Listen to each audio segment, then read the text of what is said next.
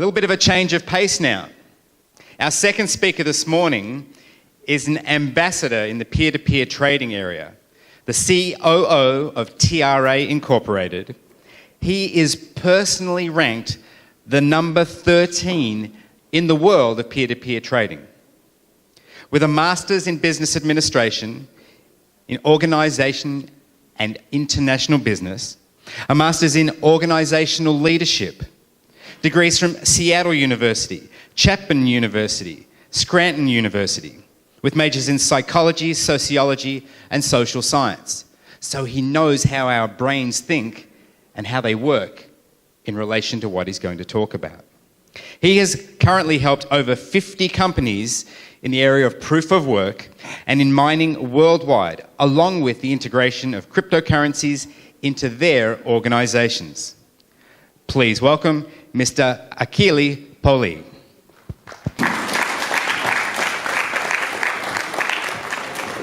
Hello. Mic check.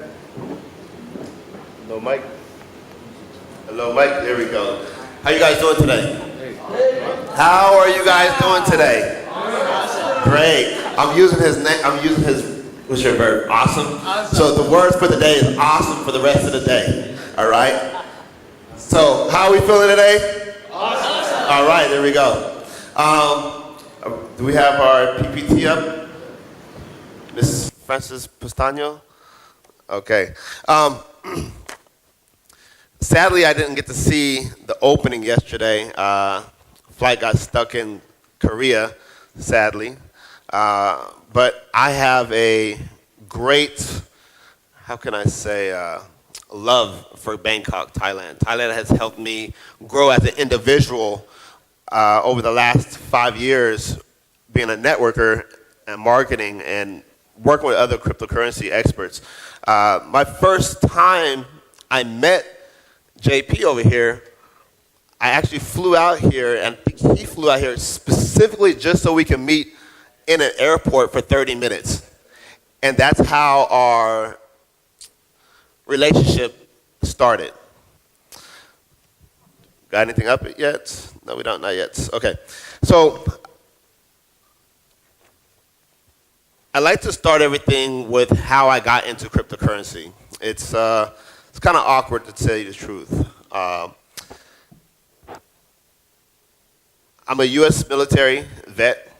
I served for 8 years in the military, came in the military in 2000, and coincidentally, I met this gentleman who was a brainiac. He was a technician that worked on aircrafts for the U.S. military. I was an electrician. And we both left the military around the same time. I left the military and started a company that months after I left the military, we were in gross revenues of over $1 million. 3 years later, that same company, we were over $10 million quarterly from then on. The next year, sadly, that company failed. It collapsed. I had warehouses spreading from China to the US, well over 100 different employees. And it hit me hard to lose my company because that was my heart next to my son. That same friend that we shared different kind of business ideas with, he told me that he wanted to talk to me about this new currency. This was 2009. He flew to Los Angeles from Austin, Texas, and he explained to me, or attempted to explain to me, how this was going to revolutionize what we think currency is. And I didn't understand a damn thing he said to me. This was 8 years ago.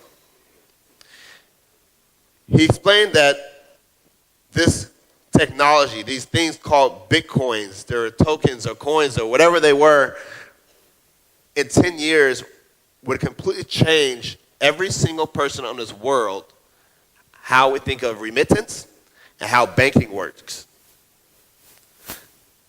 8 years ago, I didn't understand it. Today, I love it. There's not a moment that I wake up where I don't look at the exchanges, and there's not a night that I don't go to sleep without looking at the exchanges. He asked for a loan. The loan was about $30,000. I thought he was insane. This is 2009. We started mining. At the time, we were mining about 10 Bitcoins a day. 6 months went by. You can go ahead and clap if you'd like. 6 months went by, and we had collected quite a few coins in the thousands.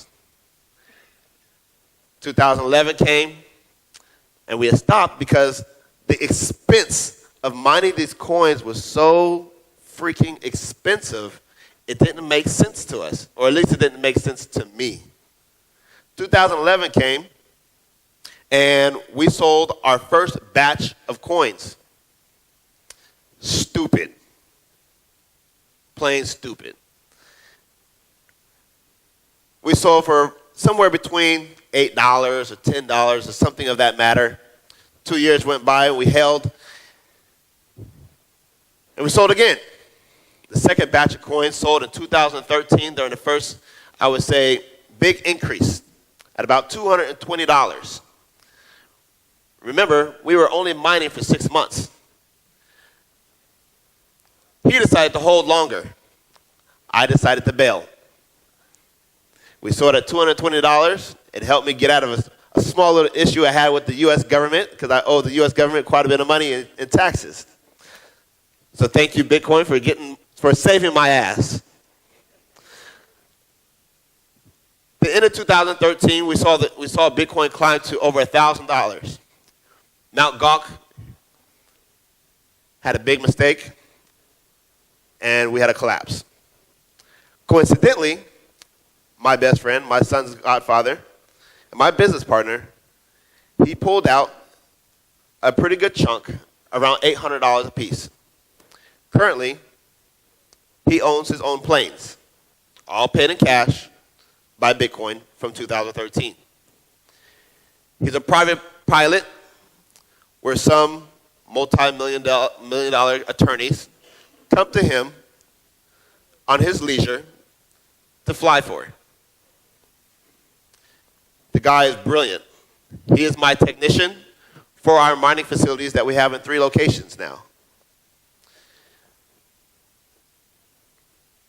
2014 came, and then I had the epiphany that we needed to start mining again. I didn't start our first facility in Seattle.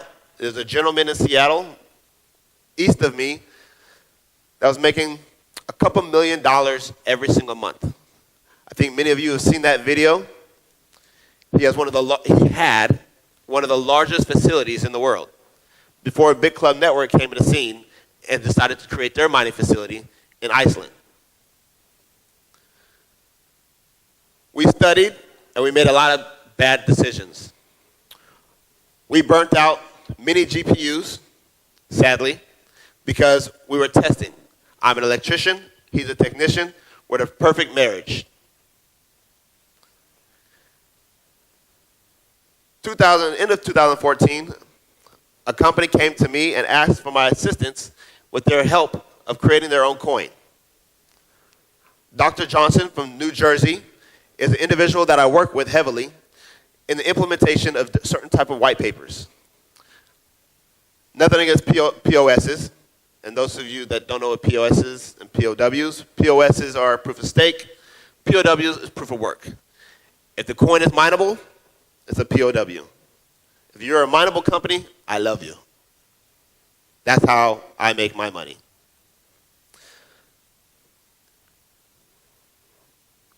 I proceeded to help that company because they wanted to implement their white papers very similar to Namecoin. Namecoin was introduced in 2013 and had a sad collapse in 2015, but still stays relevant in our market today. The implementation of cryptocurrencies for companies then started to make sense. Richard Branson, one of the world's largest billionaires, the creator of Virgin Music, Virgin Airlines, anything that has the word Virgin attached to it, by Richard Branson. Cross my fingers, I get accepted to his yearly expo this year. They integrated into some Immersion Group's systems. At that point, I had multiple companies coming to me to find out how to integrate Bitcoin into their companies. Since then, we've had a steady increase of where Bitcoin is going. 2015, into 2015, Ethereum was born. At that point, we decided to change how we mined. We started using Radeon RX 480 8GB GPUs. We then started to set up our third location, which is in Las Vegas, primarily because in mining, there's certain aspects in mining that are essential. One of those is your kWh. Your kWh is your kilowatt per hour. If your kilowatt per hour, we'll use dollars in essence, and you're in California, or sadly enough, I'm half Filipino, if you're in the Philippines, your kWh is about 12.5 pesos, which is insanely expensive. If you go into Seattle, Austin, Texas, Anchorage, Alaska, and certain parts of Canada, or what Big Club Network did, the most intelligent thing was to go to Iceland, one of the world's most cheapest places for kilowatt per hours for electricity. If you consider that each GPU costs you $100 in electricity at, let's say, 15 cents per kilowatt hour, if you set at 8 cents per kilowatt hour, you just reduced your cost in half. But if you choose a wrong location, like California or certain parts of the Philippines, you just increased your monthly by double. So if you're not in a hold status on your coins and you're just mining specifically just to have a passive income for yourself, you're potentially losing money by not having your facility and your coins in the right location. I'm completely off script right now.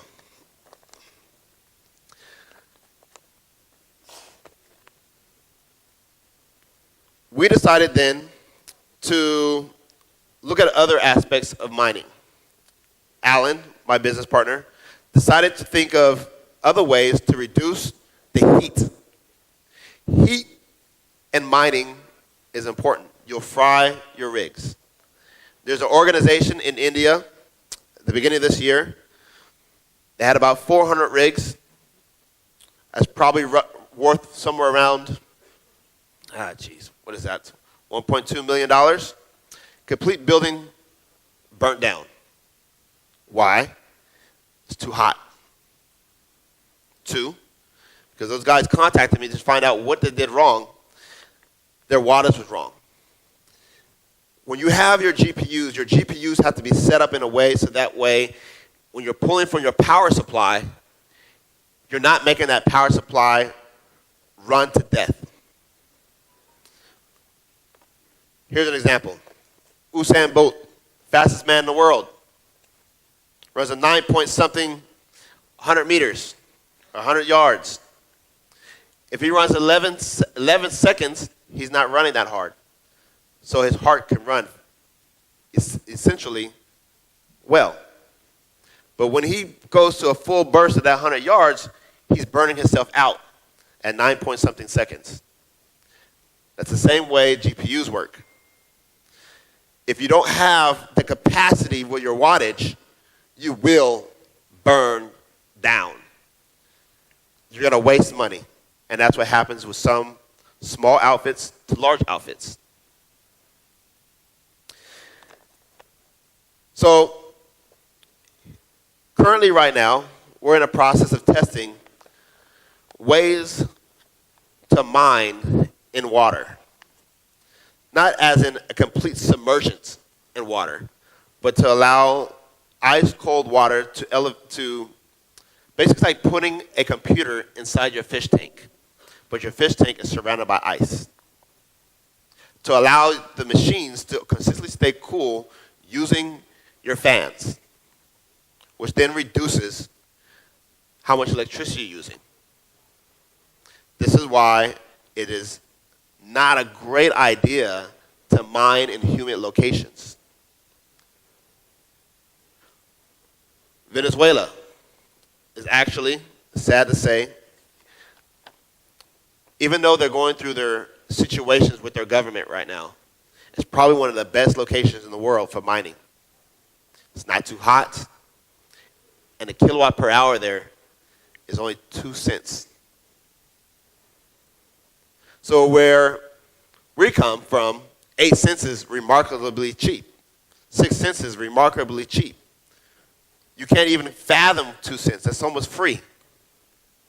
That's why when you do see certain Bitcoin miners that are from Venezuela, because we are a P2P trading company also, most of the people who sell us Bitcoin and sell for sometimes 3% on a mark come from Venezuela.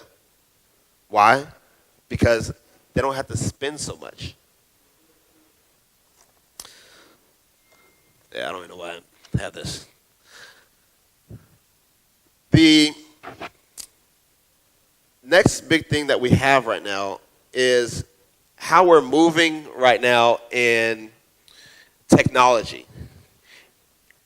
Recently, in the last 3 months, we've seen a huge increase in coins.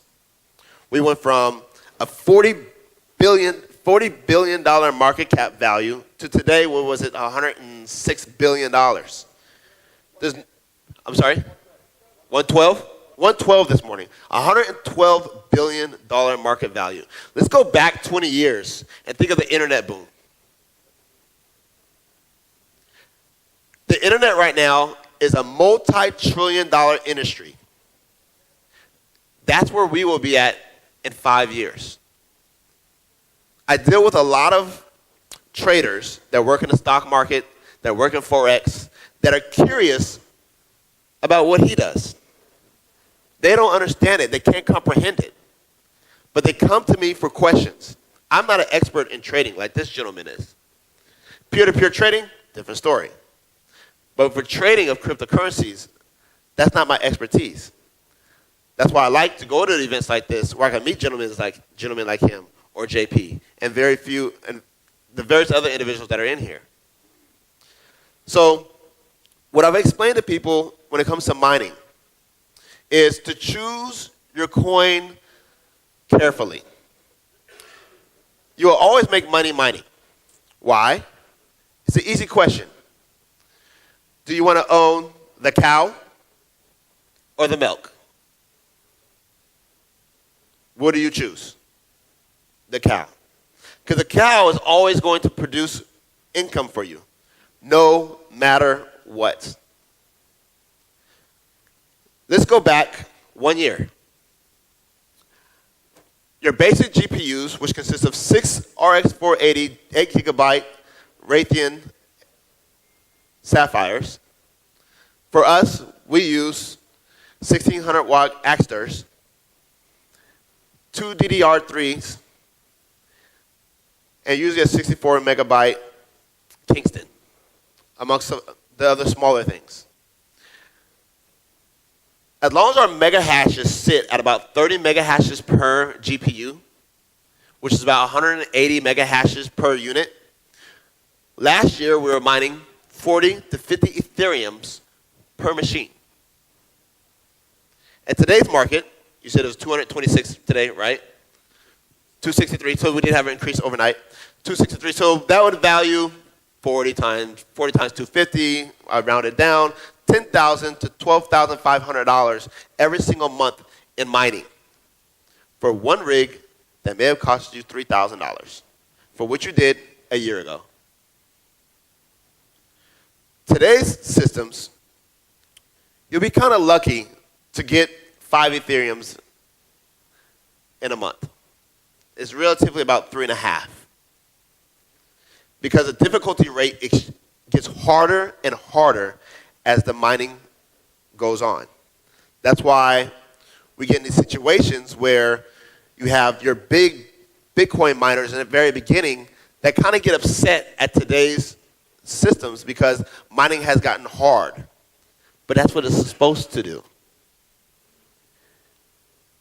These old miners, that's because of greed. Let's be realistic. You go back 3 years ago, and you could buy an S7 Antminer, and then we proceeded to the S9s, which were a lot faster than the mega hashes. People were making good money. You spending $2,000 on an Antminer, you're making $600 every single month. You were making 1 Bitcoin a day, or 1 Bitcoin a month. So in 3 months, you broke even. But we had an increase. The increase, then the difficulty rate hit, increase went up, but those miners were upset because now they don't feel like they're getting the same amount of money that they were getting before. That's where GPUs came in handy. So now there's 867 cryptocurrencies on the market today. I would say roughly about 400 of some of them are POWs. We have a saying in the US Navy. It's called choose your rate, choose your fate. In cryptocurrency, choose your coin, choose your fate.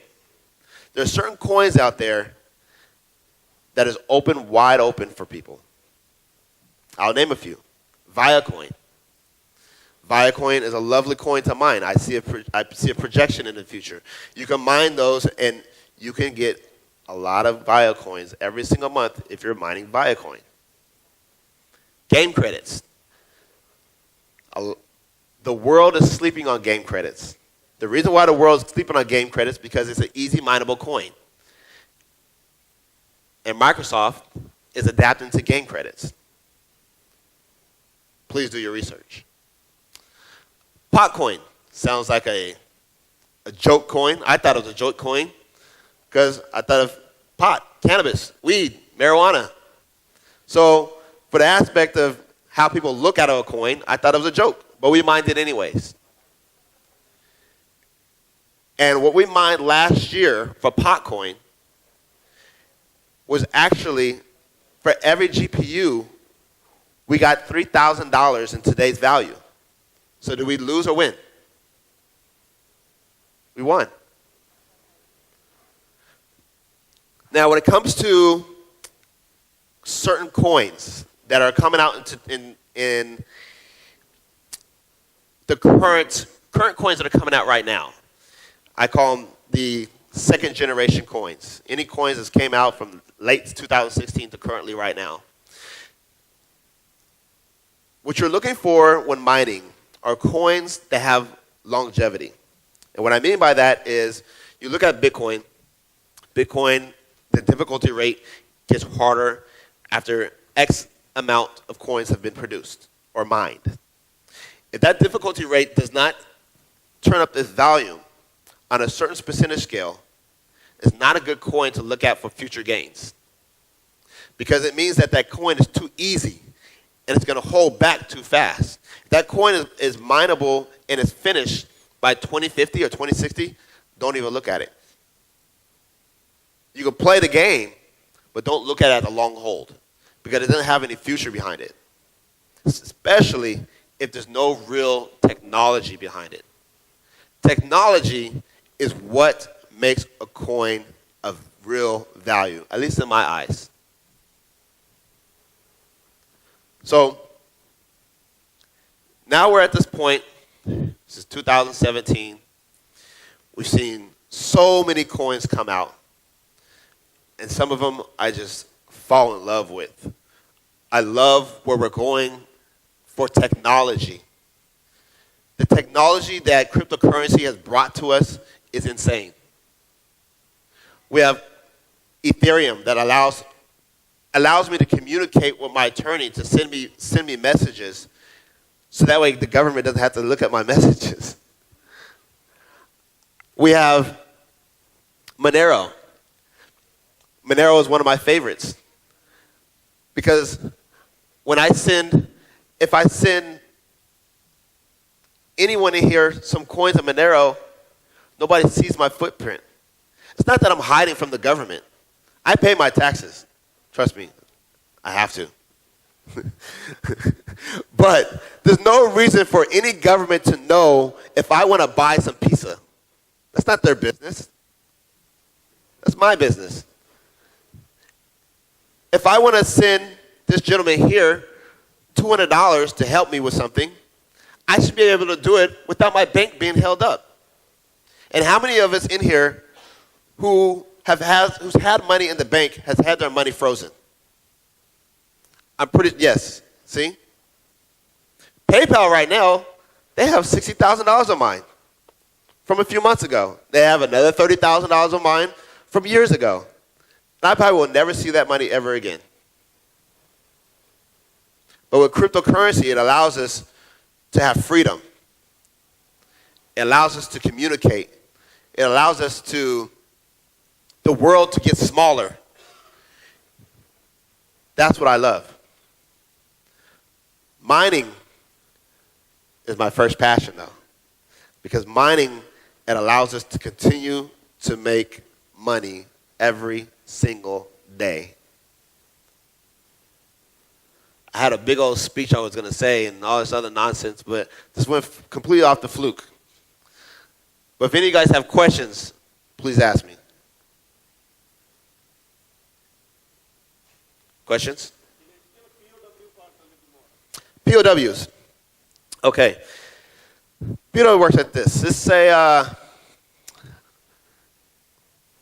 perfect example. We just had a split, right? The split with Bitcoin. So now we have BTC and BCH. Sorry. So both of them are POWs. BCH is also a mine. So any coin that's mineable is a POW, which is proof of work. This is the best analogy. The word mining actually came from, let's go back 150 years ago. Actually, that'd be like 170 years ago, when people used to mine gold, right?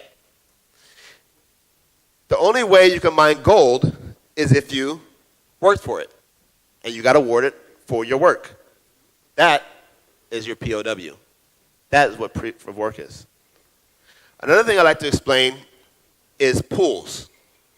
You can mine for yourself. Let's say you have 5 mining rigs, and you try to mine for yourself. If you mine for yourself, you get a block. Now, if you do a block, and it's just the same analogy, we're mining for gold, and we get a nug. That nug is yours. You're awarded that nug of gold. Same thing with cryptocurrency. You mine until you get your nug, except for it's called a node or a block, and or in some cases, a Bitcoin, right? If you do it as a pool, it's shared. So that's why you have smaller entities that work together in a pool. So everyone works together as one. The same thing as in gold or silver. You mine, if we all mine together, went out to the field to try to mine silver, the chance of us finding silver or gold has gone up exponentially. So when anyone in here finds gold, we all share and reap the benefits. That's how pooling works for mining. I think my time is up. Any questions besides? Any more? Questions? All right, guys. Thank you. Please give Akili a big round of applause. So let's move on with our next speaker for the afternoon session. And I've just been chatting with him off stage while we've been waiting for everyone to get in here. And I'm excited to hear about this. Now, I travel a lot as a speaker, an MC, a trainer. I've spoken in many, many countries. But China is one of those countries I've never given a keynote address, never run a training seminar. Hong Kong's about as close as I've got. But mainland China and its impact on our industry that we're learning more about over these 2 days it's undeniable that there's an incredible impact that China is having. So let me tell you about our speaker and what he's going to share with us. A citizen of the world, a Dominican born in Panama, raised in the United States in Boston. He's also lived in China for over a decade and is certified in conversational Chinese. Before coming to work for the Bitbank Group, he's delivered corporate training for more than 100 countries in southern China. That's allowed him to have a deep understanding of Chinese management and corporate culture. As Vice President of International Affairs, he currently handles international business development, project management, public relations, translation, marketing, and customer service for the Bitbank Group. A believer in cryptocurrency since 2013, our speaker has completed the Introduction to Digital Currency course offered by the University of Nicosia and is a certified Bitcoin professional by the Cryptocurrency Certification Consortium. Here to tell us about the evolution of Bitcoin in China, please welcome Mr. Lozado Jr.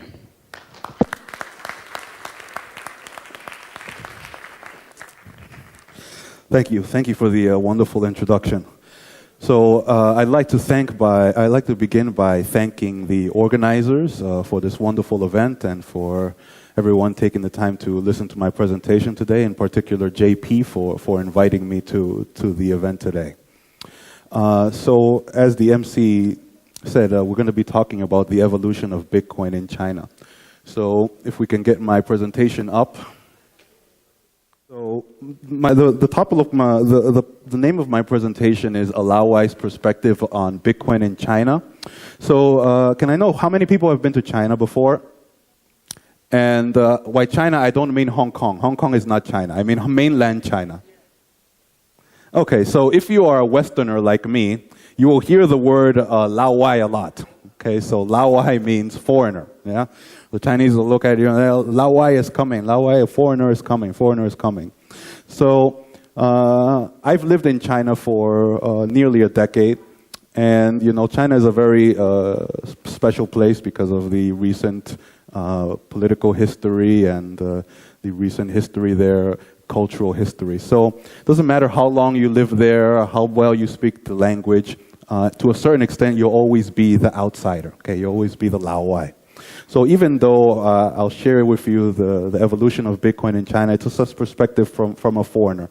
Though, you know, I've talked to a lot of my colleagues over the years, and I've lived, like I said, for 9 years there, so it's pretty good close to the source.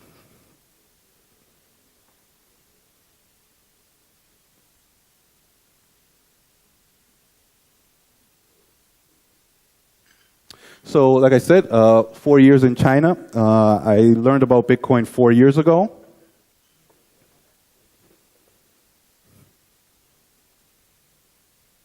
And I've been working in Bitcoin for about 2 years now.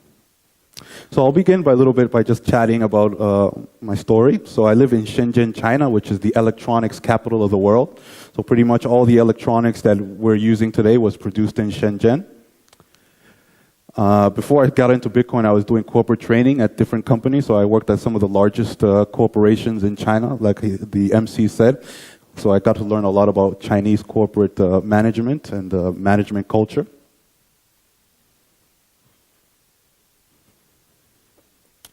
Over 100 companies in southern China.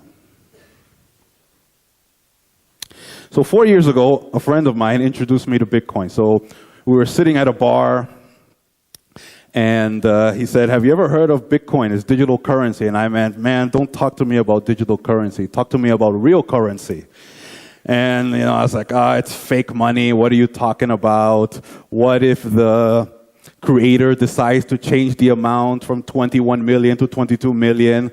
And you know, I was very skeptical. So I just thought it was completely a scam. So I've read that there's 5 stages of Bitcoin. 5 stages of Bitcoin. The first stage is disdain. Okay, you're like, people explain to you, like, come on, money is paper, and with dead president on it. It cannot be digital currency. The next is skepticism. You start to question it. The next is curiosity. The next one is crystallization, or your light bulb moment. And the final one is acceptance. Okay, so I stayed in the first two for a very long time. I was very disdainful and I was very skeptical for a very long time. So I got very lucky because the time that I learned about Bitcoin was in March 2013. So this was a special time in the history of Bitcoin. So March 2013, I started to do some research. And at that time,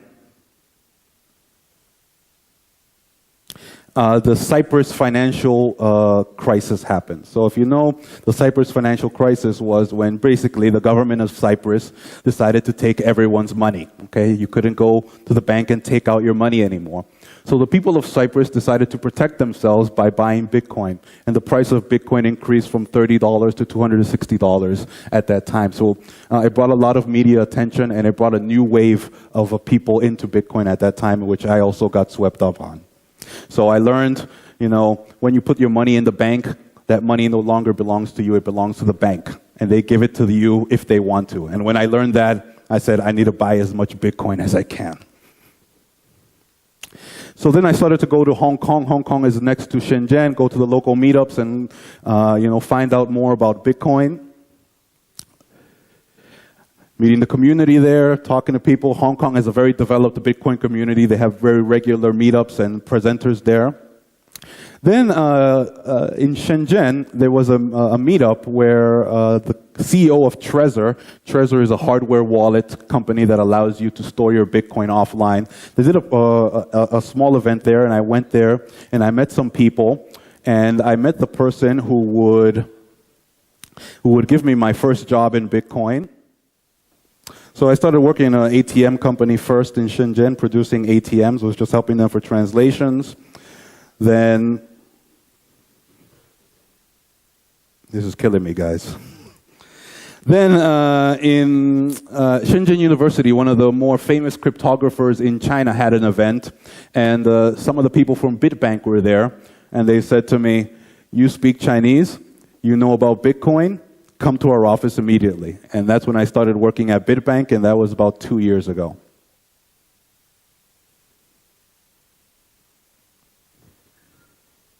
So Bitbank is based in Shenzhen. So Bitcoin in China. So you can take this presentation as kind of Bitcoin 102. So a lot of the presentations earlier today are like Bitcoin 101. You learn the basics of China of Bitcoin. So you can take this presentation as Bitcoin 102. So you're going to get a global perspective of Bitcoin's development, in particular China. So China has had a very big influence in the development of Bitcoin. Most of the mining is done there, which we'll talk about quickly. And 70% of the mining of the world's Bitcoin mining happens in China. So that means the majority of the security and the confirmation of Bitcoin transactions are done by equipment that were made in China and also based in China. So Bitcoin in China really started in 2011. So the first Bitcoin exchange in China was BTCC. So it was a very small operation. If any of you are familiar with Bobby Lee, the current CEO of BTCC, he wasn't the one who started the company. It was actually a couple local Chinese. And then he got together with them later in around 2012 and opened it up to more international markets. So from 2011 to around 2013, it was still very quiet. There wasn't a lot of development at all. And then early 2012, we started to see some movers in Bitcoin, so they started to put the pieces together. Businesses started to do deals and contracts together. And one of the early companies was my company, CHBTC.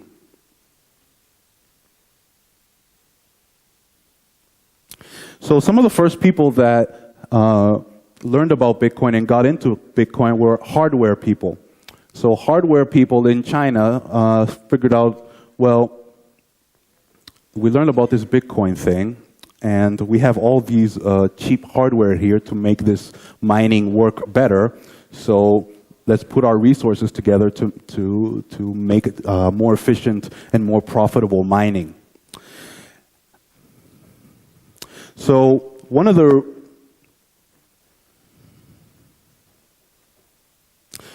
reasons why mining developed in China, and it was a perfect storm, is that China has a glut of electricity.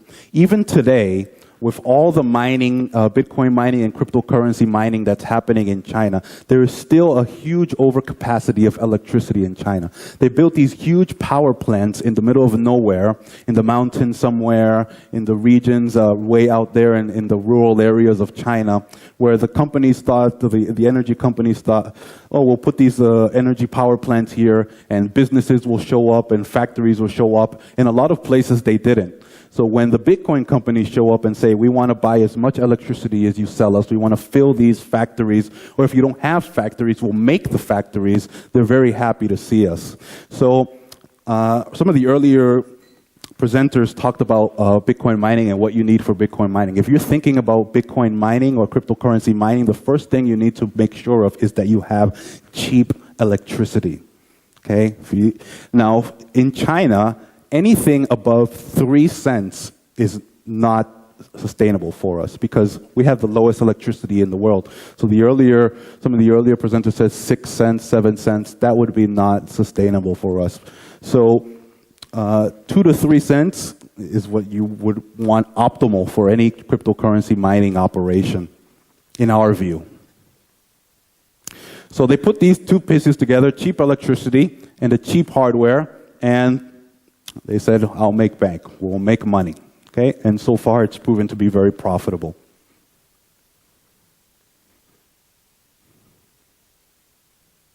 So we move on to the first ASIC chip. So the first ASIC chip was created in late 2013 in China. It was a 55 nanometer chip.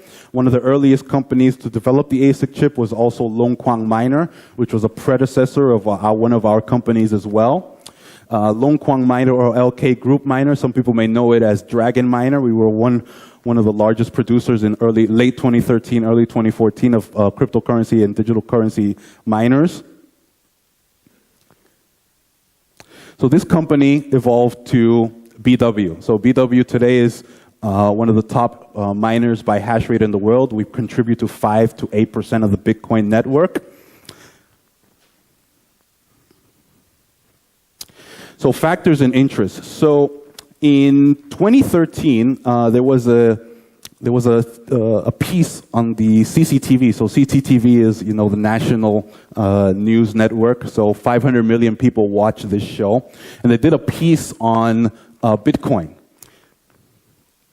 So when people saw this on the news, in China, it's a very people watch the state media, and they said, well, if it's on the state media, that means the government approves it. So Bitcoin is officially approved in China. And this was in May of 2013. So some of the successful leaders were in this news piece. For example, the CEO of LK Group at that time, he presented on the TV and explained Bitcoin and its basics. So it was very popular and a pivotal moment for the development of Bitcoin in China.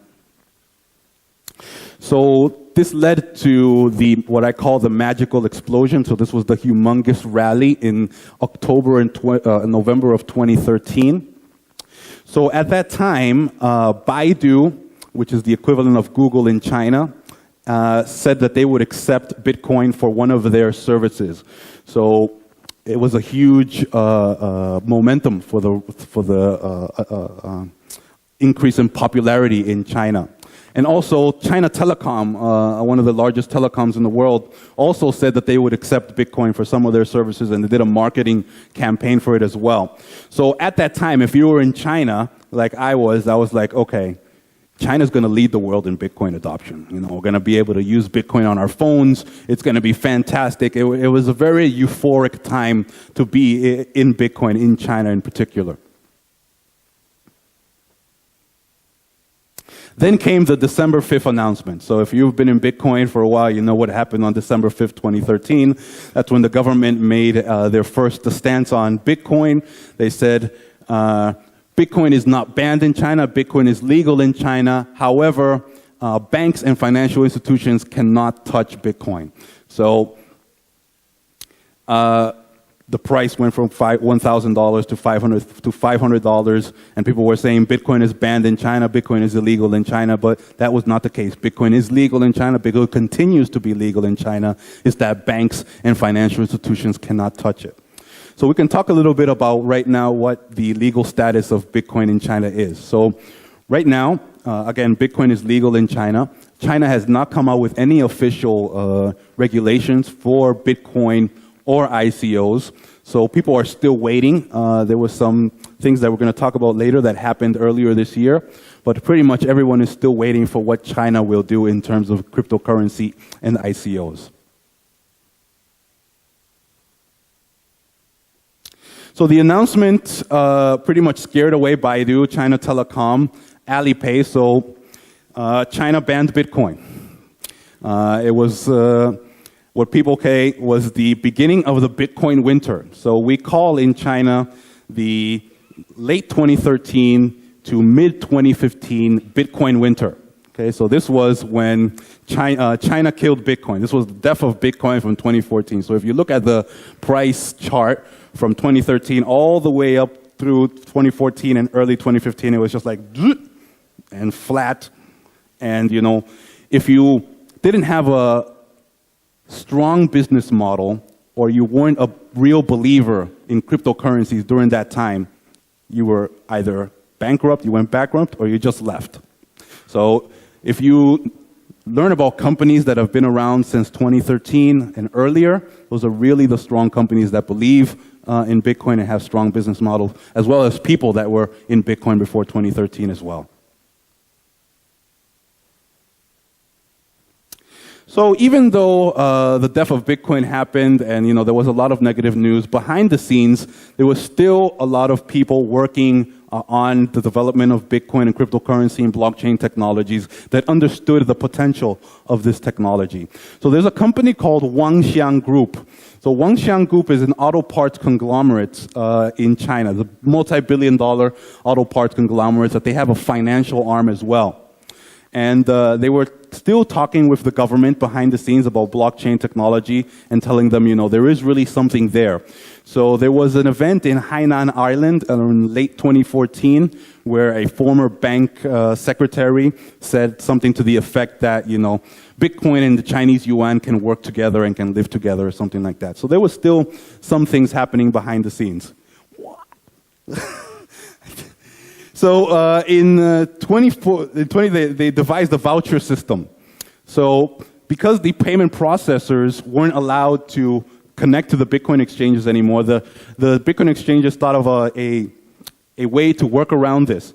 So they made a voucher system. So what you would do is they would tell you the account number of someone on the QQ. So QQ is like MSN Messenger, you know, and you would have to tell somebody, hey, the companies will have to tell the people, listen, you got to go on QQ, you got to look for our guy will give you a number, you send that number, you send the money to him, and then the money will go to us. So it was like a loophole. So it was kind of strange to explain to people that development, but it worked.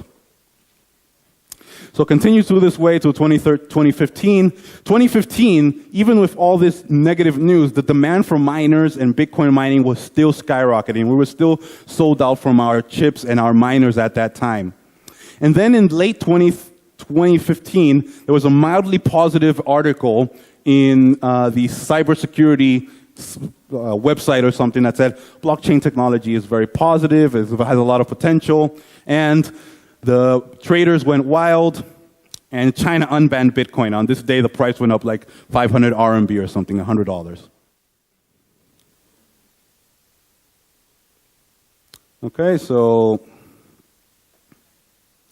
then there was only one major Bitcoin conference in 2015 in China. Okay, so this was in fall of 2015. It was hosted again by Wangxiang, the auto parts conglomerates. And at that time, they announced that they would buy 500,000 Ethereum, and it was a huge, a lot of media coverage on that. So it was widely covered in the financial. So in the fall of 2015, there was a huge MMM craze. So I don't know if you guys remember this. So MMM got huge at that time. And this contributed to the price increase in that time because the guys at MMM figured out that it would be very easy to accept funds using Bitcoin. So some of the exchanges at that time were seeing 2,000 to 3,000 Bitcoins per day going from the exchanges to this MMM scheme. So this did contribute a lot to the price increase in the fall of 2015. So people were using a service called OKLink, which helped to do remittance, and yeah, it was a huge influence. So we move on to 2016. 2016, in the beginning of 2016, the PBOC did a huge conference in Beijing where they said, blockchain is good. We like blockchain. It's gonna change the world, okay? Huge price increase at that time. And you can say that this was really the beginning of the bull run that we're experiencing right now.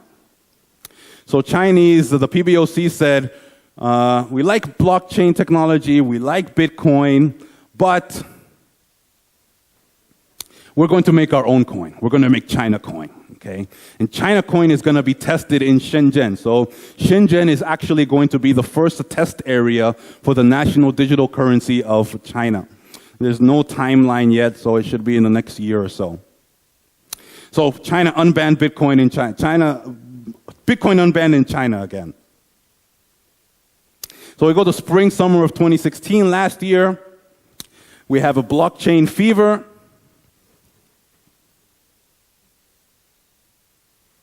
Blockchain conferences almost every week. Last summer, blockchain conferences all the time in almost every major city in China. So it was really picking up at this time.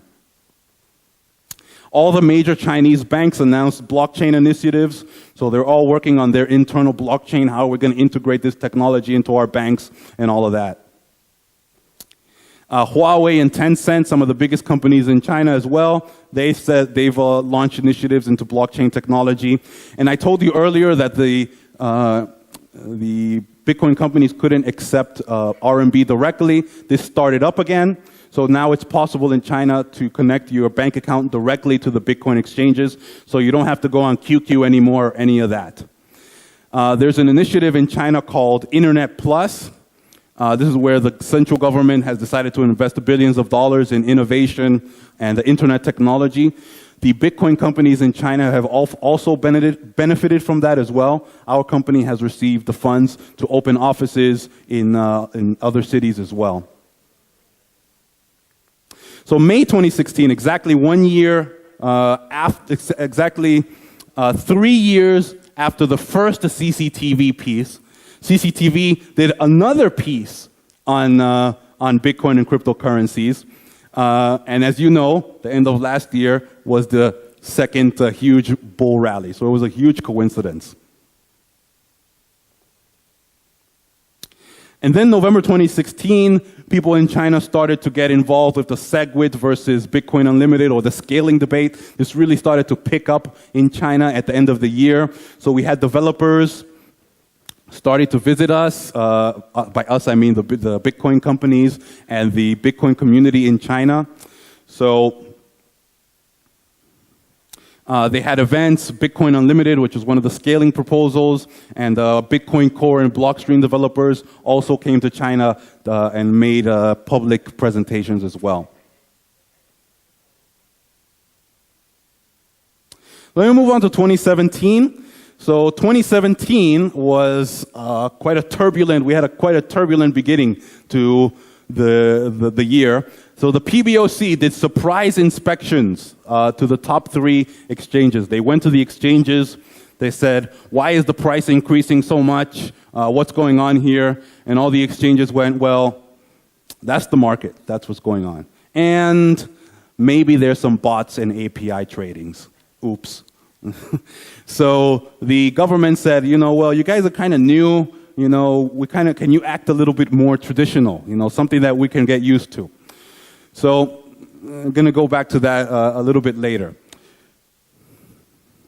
So in February 2017, I call this the end of the China Bitcoin casino era of Bitcoin. So this was a huge moment in the history of Bitcoin. Okay, so in China, it was very easy for people to get 50x margin trading, 100x margin trading, even up to 250x margin trading very easily, and this ended just like that. So in one day, the exchanges ended margin trading and enacted trading fees in China. And as you can see here, the volume in China dropped by 95%. So you have to understand the significance of this moment. For 3 years, nearly 3 years, Bitcoin CNY was the major trading pair for Bitcoin. If the PBOC sneezed, the price of Bitcoin dropped. If the PBOC said a little something nice about blockchain technology, the price increased. This era of Bitcoin is over. Okay, we've entered a new era of Bitcoin. So at the same time, because the PBOC visited the exchanges got very, very concerned. Okay, and there was a lockdown of all cryptocurrency withdrawals from China. So you imagine this in any other country. People's funds were locked, no notice, and people were just told, sorry, you gotta wait. I mean, I imagine this in most other countries. There would have been lawsuits all over the place to the government, to the Bitcoin exchange. Everyone and their mother would have been sued for this. But in China, that's the way it is. And then at the same time, we had the rise of Japan. So Japan has enacted laws that have pretty much legalized Bitcoin in China. Bitcoin is legal in Japan. Okay, they recognize it as a legal form of payment. So people saw this trend happening, and most of the traders from China started to move to Japan.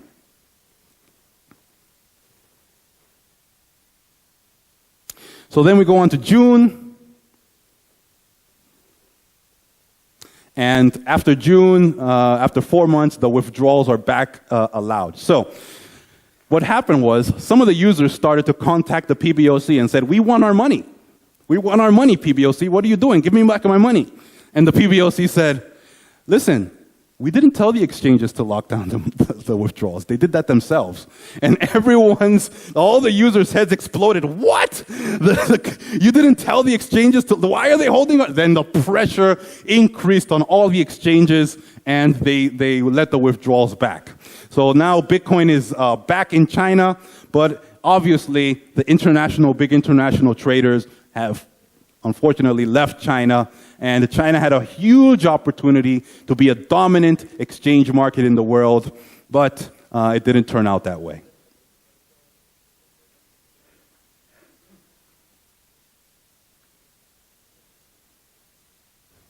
So today in the future, people always ask me, what's going to happen with Bitcoin? What do you think is going to be the development of Bitcoin in China?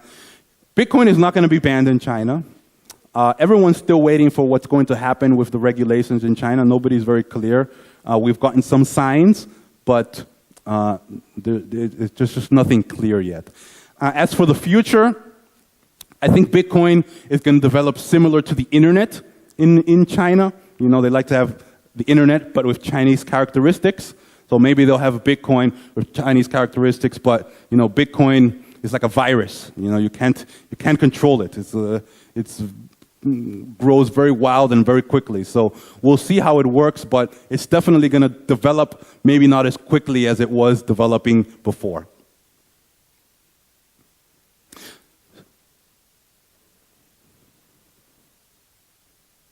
Okay, so I'll just quickly talk about my company, Bitbank Group. So Bitbank Group is a group of Bitcoin companies in China. So Bitbank Group pretty much covers every aspect of the Bitcoin ecosystem.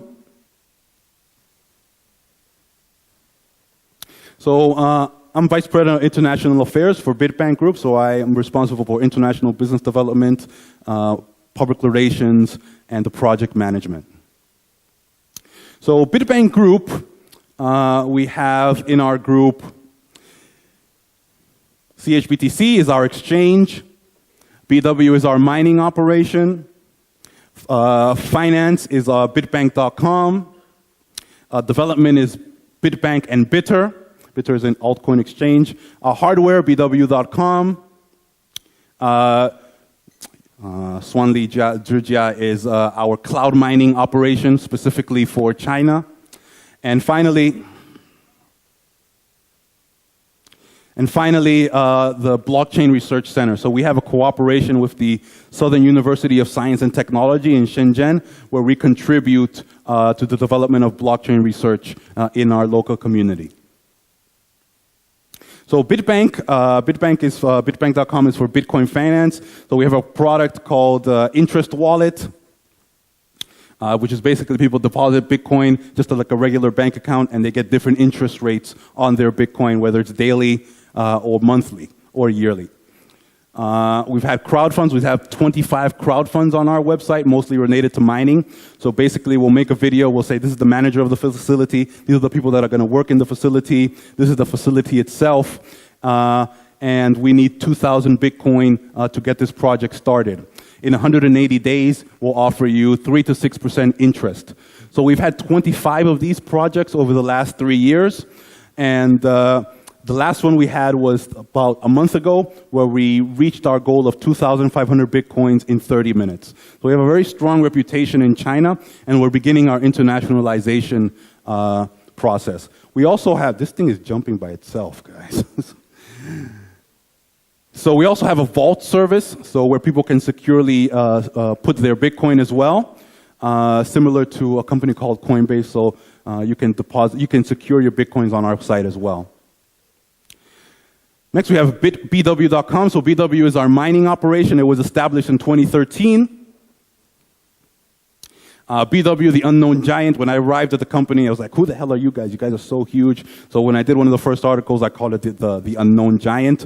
So here you can see some of our operations. BW powers 5 to 8% of the global hash rate. That's 280 to 350 petahash of hash power. We are the second largest manufacturer of miners in China. We produce our own chips. We have a pool for Bitcoin, Litecoin, Ethereum, and Ethereum Classic. No, we do not. We are not cooperating with Bitmain. We do not have anything to do with Bitmain. We do not have anything to do with Wujihan. We are our own company, and we are the largest competitor in China. We offer the BWL21 miner, which is the most efficient Litecoin miner right now in the market. We also have our GPU miner as well, which is currently available. And the world's only 14 nanometer miner we produced last year. So CHBTC is the 4th largest exchange in China. So we are number 4 in Bitcoin trading with 25,000 Bitcoins per day in volume. We are the number 1 Ethereum Classic trader in the world, exchange in the world, and we're top 3 for Ethereum trading in the world. This is our office in Zhongshan, which is 2 hours away from Shenzhen. We also have our blockchain research, which is a cooperation with the University of Science and Technology in Shenzhen. Bitter.com is our altcoin exchange. We have a strategic cooperation with them as well.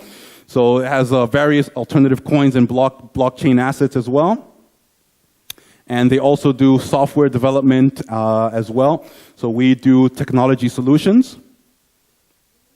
So we have a hot and cold a wallet service that we offer for businesses that want to integrate Bitcoin into their e-commerce sites. Then we have Jua.com. Jua.com is our cloud mining service operation, and it also does GPU mining products. And this is our GPU miner for Jua, which is the T1, which has six GPU cards. And we did it, guys. We went through the Great Wall. So thank you for listening. My contact here is... my name is Virgilio. I got my email up here. And my Twitter is BitBankRoller. So thank you very much for listening. A big round of applause. Now, unfortunately, we don't have time for a lot of questions right now, But what I encourage you to do during our break this afternoon and also at the end of the day, if that hasn't blown your mind about China, you should have some questions in 1 or 2 hours' time. Come up, have a conversation, discuss, get in contact, network, and stay in contact, because this is probably one of the most transformational presentations that most people will have ever seen in their lives. Yeah? Yeah? It was incredible. Incredible. Thank you very much. Thank you. Great. Thanks. Thank you. Great. Despite the technicals. Now, I really want to go to China? Yeah. Wow. Okay, so we're going to move on to our next speaker now. And this is someone that I had a chance after his presentation yesterday to have a bit of a discussion about not only presentations and sharing information about something that can be so complex and making it simple enough for the rest of us to understand, but also about how it's affecting where he lives in Dubai and how the government's attitude there has been changing over time, just like we heard the changing opinions and attitudes towards blockchain technology, cryptocurrencies, and Bitcoin especially in China. So the presentation today is a follow-on and a continuation, but also new information from our keynote speaker from yesterday.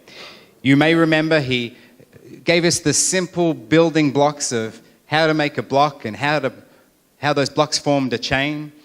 He made it very simple for me to understand, and I hope he did for you too. We're going to welcome him back because he has some more information to share for us. He has some things I'm going to take some more notes on. And I hope that as you take your notes today, you keep them very close to you. You photograph them, you share them with other people in your organization, in your network. And as we said yesterday, the faster you teach someone else what it is that you know, the faster you learn it even better. So our keynote speaker again today, as from yesterday, please welcome once more Mr. Suhail Bazit.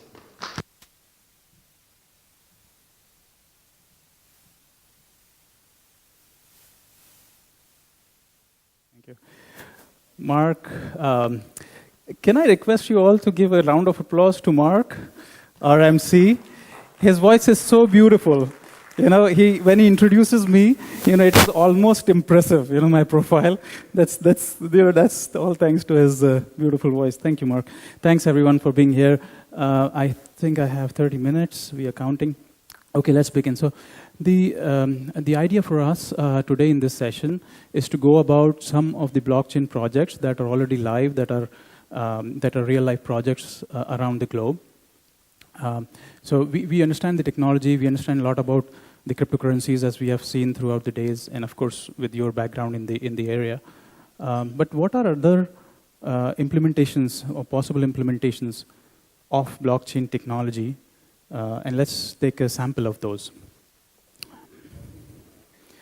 Blockchain is also called as DLT, distributed ledger technology. Now we know that it has several different aspects. But what is going on within the blockchain platform? What is the activity that is there? So $1.4 billion invested in last 3 years. That speaks a volume. When you think of big banks, big companies coming together, investing so much into the research, you know there's something that will come out of it. More than 2,500 patents filed in the last 3 years. That's again a big, amazing thing. Unfortunately, my name is not there yet. We'll see. So the way they are doing this is they are forming consortiums. So they have different players coming together. They form a consortium. So it's either banks, institutions coming together, and they form different consortia. So 22 of these started in last year, mostly led by financial companies. Yeah, the slide is slightly cutting off. This comes from the book Business Blockchain. Some other aspects. Yeah, so 90% of global banks are exploring use of blockchain in one way or the other. Again, we are not talking cryptocurrencies just yet. We are talking about blockchain as a platform. Yeah? 30% of the banks are exploring POCs, proof of concept. So these are mini projects that you take on and see how it goes. What can you achieve with that? So you start with the proof of concept. Bitcoin, we already know. So it is a peer-to-peer system, distributed technology based, not regulated. And most importantly, Bitcoin is the largest running blockchain project. Yeah? But to me, Bitcoin is like this, very simply. So we used to trade in gold before. Then we have currencies that were backed by gold, which is no longer the case. But now it is all Bitcoin. And going forward, we will be trading more and more in that. So in terms of cryptocurrencies, do you know what was the first trade the Bitcoin was made on? The first trade that was made with Bitcoin? Yeah, of course. It was a pizza, in 2010 that was sold, actually bought for 10,000 Bitcoins, yeah? It's just, for me, it is difficult to do the math right now, how much it would be worth. And there is a rise of BTMs. I know Mr. Jagdish has a network of BTMs across the globe. So these are actual ATMs that run on Bitcoin. The point I'm trying to make here is, in the beginning of this year, the numbers, global numbers reached to 1,000, and it steadily is rising, as we can see. These are some of the locations across the globe where you can find these Bitcoin ATMs. This is one of them. This is how it would look like. So when you have currencies, you need to have exchanges. So that's how you execute trades. That's how you invest in them. You trade currencies. So that's the next item within the areas. Let me show a few sample exchanges. Just to make a point, I'm not connected with any of these products or logos that I will discuss. It just came up my research and I have them there. So all the logos belong to their respective owners. I have no commercial interest in any of these products. There is one product that I'll talk about later on. It's not a product, actually, it's a technology platform, which I'm associated with. I'll tell you about that later. So let's explore some exchanges here. So Kraken is an interesting one. I'm sure all of you know several others, and all of those have different benefits. So these are some Kraken screens. The interesting point to note is that it is a full-fledged trading platform. So these exchanges offer, so don't think of them as very nascent, as very upcoming. They have most of the things built in, margin trading as well, like quickly mentioned in the earlier session. So exchanges, what do? They allow you a trading platform, but they are also allowing you to execute your purchases. So, for example, Expedia, Expedia is an American website for travel booking. It's a very common one.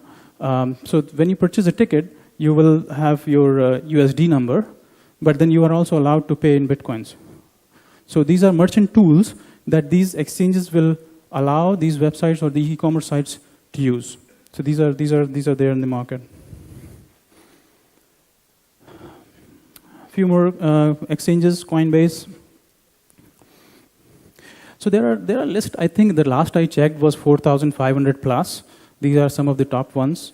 There may be more. They're pretty strong in that area.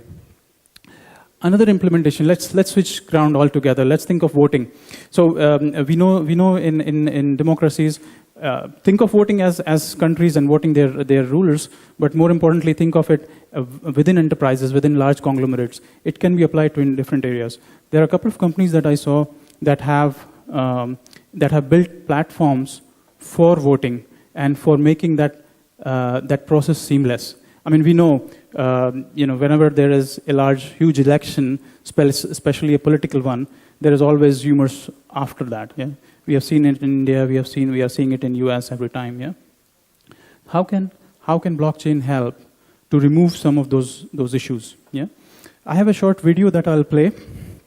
I hope the sound is available. We will see. The time has come to bring voting into the 21st century. Let's be honest, no one likes searching for the polling place, waiting in long lines when they arrive. And when the ballots are cast, can we even be sure they get counted correctly? We can do better. And at Follow My Vote, just how to do it. We threw out all preconceived notions about the way voting is done today and imagined how it should be done tomorrow. It was immediately clear that an honest election needs to be verified from end to end, so there is no choice but to vote. Can we have a mic up there for that one? Without compromising privacy or security. Instead of waiting in line, imagine voting from the comfort of your own home on your own device. Following your vote into the ballot box to confirm that it was cast as intended and counted as cast. Online voting. You want it, you got it. Finally, online voting. Follow my vote. Pass it on. So we have seen that there are different products that are coming out into it. There are a few different ways in which blockchain is radically different from other technologies that we have seen in the past. In the past, we have seen that people try to close up. So people would have their own proprietary technologies. Think of IBM, think of Microsoft in the old times. Yeah, they would have their own proprietary things, and they would try to make it closed within their network. You can't run an IBM software. I mean, they were notorious for that. You can't run an IBM software if you didn't have an IBM server. Yeah, so that was how most of these technologies have grown up. Blockchain is fundamentally different in that case. All of blockchain technology, probably most of it, if not all, 99% of it, is open source. Means, it is available for you, for all of us, to go, download, use it. You can have your own teams develop based on those engines. So this is a fundamentally different way it has been approached. And that, of course, is going to make it a lot more available across for different teams. The other application I want to talk about is on governance. So Estonian government, you would have heard about this project. So this was, they have released a online identity, so an e-identity based on, electronic identity based on blockchain network. What it allows you is to be a virtual citizen of that country. I mean, it doesn't give you right to live there, but everything else you can do with that. You have to appear once in front of a bank to open an account, and no more physical presence is required after that. So you can do a lot of those things that you spend a lot of time doing those with this project. Taking the identity part ahead, this is, I mean, it may look very simple, but this is fairly it is integral to our being. It affects a lot of people in different sense. I want to talk a little bit about the identity part. So what happens is, in different countries, you have your identity papers. Yeah, India has one. Emirates, where I live, they have a national ID as well. So that gives you a certain privilege within the society. It allows you to open bank accounts. It allows you to rent, start businesses. All of those privileges. Now, the fundamental issue is that you can automate and you can optimize the departments within the government body, and UAE has done it fairly well. So within that, I mean, their immigration, their electricity, utility, telecom, these departments work perfectly well in the country. It's a small country; they manage it quite well. I mean, the immigration, for me to enter or leave the country, takes less time than what I spend at an ATM. I've calculated that. I spend more time getting into an ATM, punching in my numbers, yeah, and it always, I don't know for what reason, it always asks me the language I want to use. I still don't get it. Why is it so stupid? You have to put in your card. They know who you are. It says my name. Then it says, oh, do you want English or Arabic? Anyway, so that's a separate thing. But it takes me less time to come in and out of the country than it takes me to use an ATM. Now, taking that identity forward, yeah. So if I have a valid identity, if I have all these documents that are available to me, why can't I use it across the departments? Why do I have to take a huge bunch of documents each time that I go into? So if I go to let's say, land department to get my lease apartment lease done, I have to carry a bunch of documents, and then again to my electricity company and to my telecom company. Why is it so? This is interesting. So there are different projects that are solving it. These are global projects. Again, identity can be looked at in different ways. It can be a physical form, which you can carry with you. It can be facial iris recognition as well. And of course, you can keep it on a mobile app and things. Now, this is an interesting project. I've been a chief architect on this. So it's a company called My City runs it. And it's a Dubai-based company. What they are doing is, of course, it has to integrate with several different departments in the company. But again, the bold vision is to be able to just show up and say, okay, this is my proof, and this is my proof, yeah, fingerprint. You know all of it. You already have this in your... Now, why do I have to carry my address proof, my birth certificate, my passport, everything? You just have it. And this, if you think about it, wasn't really possible without blockchain. So they have all of these documents. Just to make it available for each different department is not possible. I mean, think of the huge overhead you will have to have if these departments have to talk to each other and trust each other without a thing like blockchain. So to me, identity is a big problem, and they are solving it quite well. Payment systems. Of course, you guys probably are a lot better in knowing these. This directly relates to the currencies. These are some of the players I could find. They're doing different things within the payment. I like one particular company. The reason is simple. They said they can have payments make it as simple as a text chat. We know how messaging is easy these days. If you can make my payments as simple as that, how cool will it be? Yeah. Marketplaces. Yeah.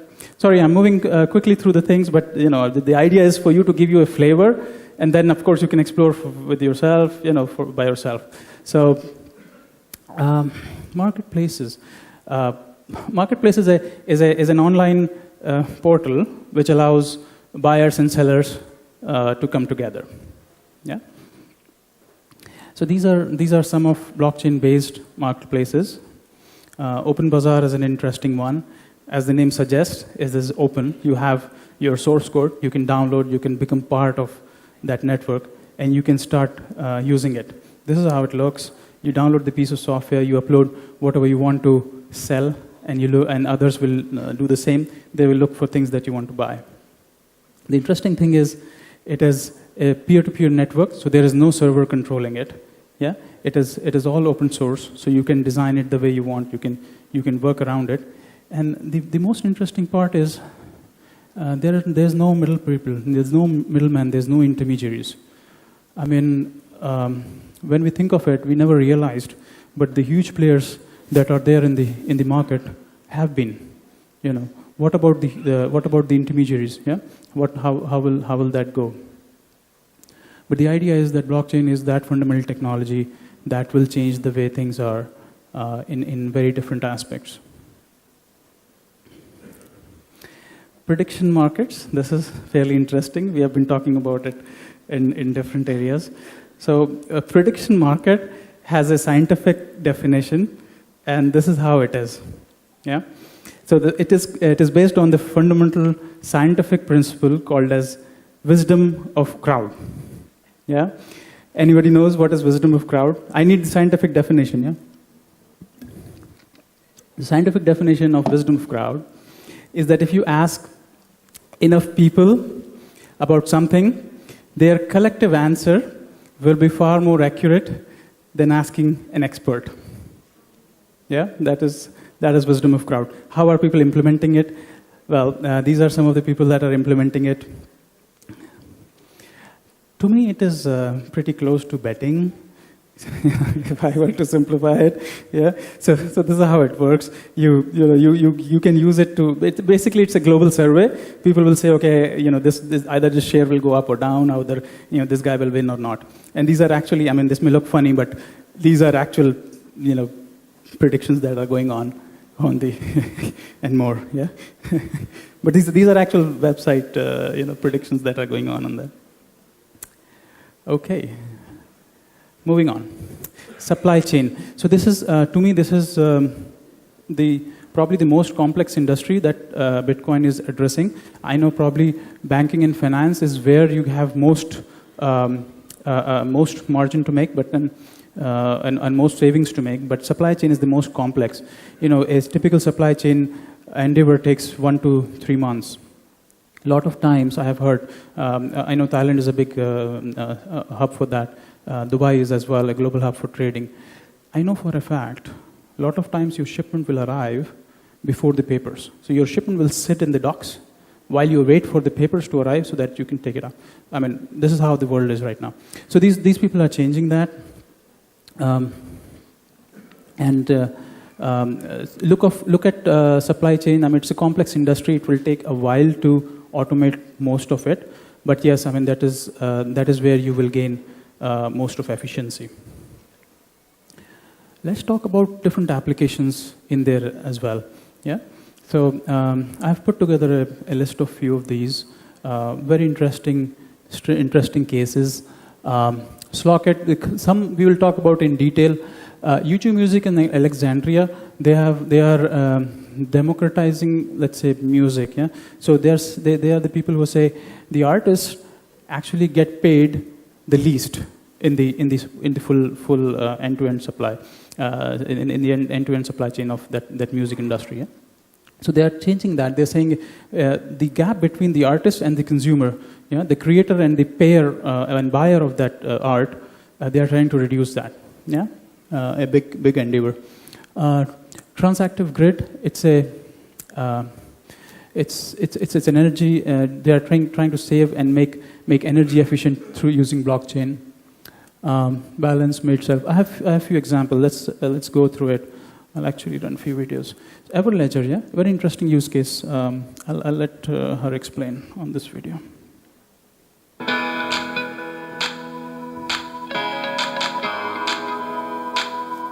My name is Leanne Kemp, and I'm the founder and CEO of Everledger.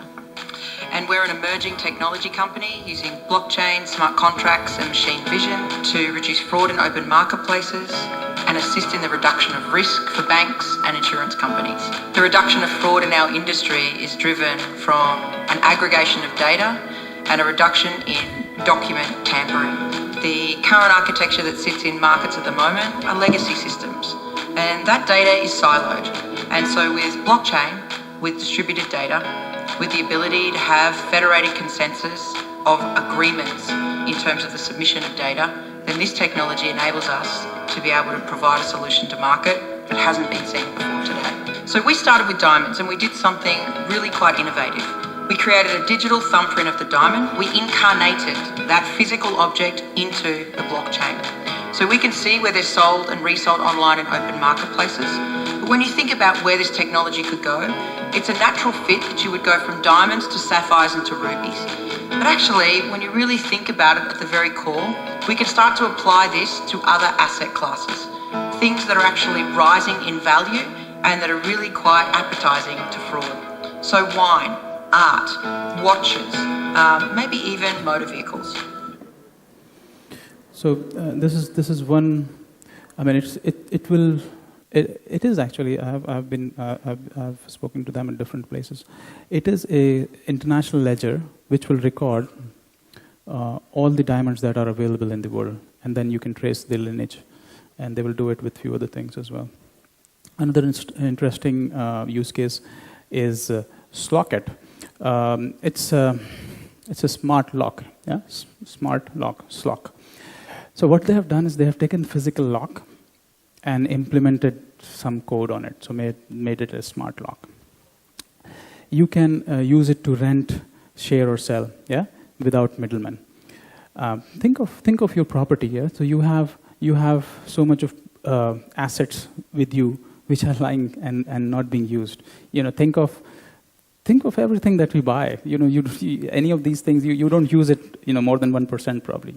Think of other things. I know IOTA was talking about it yesterday. Think of your parking spaces. My parking space in a downtown area is fairly sought after commodity, and it's being wasted because I'm not there most of the time. So is it possible for you to rent out? So these are the things that will make it that way. So tomorrow, I mean, think of an office building. Each office in a 10 whatever floor building, each office has its own printers, scanners, everything. Why do you need to purchase all of that and keep it idle and keep it there to rust? You can have an office building that has on every floor a printer that can be rented. Would you rather not do that? Yeah. So this is how it does. This is what it does. This is how it will work. So they're creating a smart contract based on actual physical devices. So if you are this is an example of a rent agreement. So think of Airbnb. We think of them as a sharing service. They are not. They are basically a middleman. Think of a platform that gives buyers and sellers together without being in the middle. So the owner of an apartment creates a smart contract. The tenant looks at the contract, likes it, goes ahead with it, agrees to it, and then after that, everything is automated. Your rents will be paid, your deposit will be paid, your locks will open by itself, through your biometric or your mobile phone. Yeah, fairly sleek. These are actual pictures. This is how they are doing it. Storage, another very interesting case. Again, these are just samples, these are just flavors. Please feel free to explore. Please do explore a lot. There is huge potential in this. Then think of it as internet like 20 years back. There are so many things that has to be discovered. That there's real potential in there. Storage, again, I mean, we didn't think of it. Think of the servers that are up there. I'll rather play a video for you. Imagine if the cloud wasn't up here, but down here with us. That's storage. Storage is a cloud shared by the community. It's potentially the largest, cheapest, and most secure cloud available. What you share is what you get. You could even be paid by renting your extra space. But how is it more secure? Each file is shredded, encrypted, and spread across the network until you're ready to use it again. And you can be sure the files are safe because the keys are in your pocket, not a company's. Only you have access to your stuff. Because the network is shared, you don't have to worry about slow download speeds coming from one place. We're all helping to make the system blazing fast. And if you have some extra space lying around, you'll get paid by users who need more than they can share. It's like renting out your empty hard drives. A cloud with security, no downtime, and speed at a fraction of the cost. Moving on, financial applications, of course. That's the driving force behind blockchain, mostly because financial companies are the ones who are investing the most. R3 is one major consortium of that sort, formed by all the biggies, JP Morgan, Barclays, UBS, Deutsche, everybody else, about probably 75 plus large financial companies in there. They have come up with their own platform of technology as well. There are other players as well, TradeBlock, AlphaPoint, Ripple, very interesting use case. We have been discussing that before. I really like it because it's very simplistic, and it removes the legacy of the middlemen or intermediaries in a cross-border trade. Let's look at that. Ripple, the global real-time settlement network. Consumers and businesses have new and increasing demands for cross-border payments. Ripple connects banks around the world and allows them to offer real-time cross-border payment services to their customers. Currently, cross-border transactions require many intermediaries to execute, so settlement takes multiple days. This often creates costs and risks that make it difficult to meet today's market demands. Ripple enables cross-border payments to execute directly between banks within seconds and provides the banks end-to-end visibility throughout the whole process. Ripple is infrastructure technology banks can adopt to power new payment services like low-value retail and corporate payments. Let's see Ripple in action, enabling a person-to-person remittance use case. On the right-hand side, you see a bank's mobile app. On the left-hand side, you see Ripple, powering the core processes to execute a cross-border payment. Alice, a bank customer in the US, logs into her mobile banking app. Her bank uses Ripple for cross-border payments. She wants to send money to Bob, who lives in Singapore. Bob's bank also uses Ripple. When Alice selects Bob as the recipient, Ripple allows her bank and Bob's bank to exchange sender and recipient information to meet risk and compliance requirements. This information is encrypted and exchanged directly between banks via HTTPS. No customer information ever touches the Ripple network. Alice wants to send $1,000 to Bob. Ripple queries the banks for their fees and the network for a real-time FX quote. Ripple packages this information to show Alice the total cost of her payment to Bob in Singapore. Thanks to Ripple, banks can provide customers an accurate total cost, delivery time, and delivery amount for cross-border payments, down to the cent, before the payment executes. After Alice approves the payment, settlement takes place over Ripple in 5 to 10 seconds. Simultaneously, Ripple triggers Alice's bank and Bob's bank to update their ledgers. As soon as the funds are posted into Bob's account, Alice is notified. Ripple solutions afford banks access to transact directly, speed transaction settlement to real time, trace funds end-to-end with certainty of delivery, and minimize the total cost of every transaction. With Ripple, So the idea is the remittance is such a big business, and there is a huge overhead in that. I mean, if you are in a country like Dubai, a country like UAE, I read somewhere the remittance out of UAE last year was about $10 billion. I mean, these are people like me, of course, more affluent, and sending money home. But think of the volume, and then think of the fact that we are spending between 8 and 12% on just the remittance part. So when you go to an exchange, you send money home, you are paying 8 to 10% easily. That can be optimized, and this is what these guys is doing. So they have created a platform that sits between the banks. They are not there. You don't have to change anything basically. It's the engine that changes. So you still go to your bank. You still do your transaction through mobile or internet banking, but then the wires change, and then it gets a lot more optimized. Yeah, you save a lot. So, like I said, I know there's decent potential. I encourage everyone to please explore further. Development platforms. So these are interesting, especially if you're a geekhead like me. So you have these two very popular platforms, Ethereum and Hyperledger. These are owned again by communities. So Ethereum is an open source platform by itself. Hyperledger is run and owned by Linux Foundation. So again, open source platforms, you can very easily download, become a part, start using it, code for yourself, get these platforms out for yourself, and create a community of your own. There are several other platforms that are available, coding languages. I have a few of them listed here, but of course, many more. So with that, I will end this session. I thank you all for being here. Thank you. Big round of applause for our keynote speaker.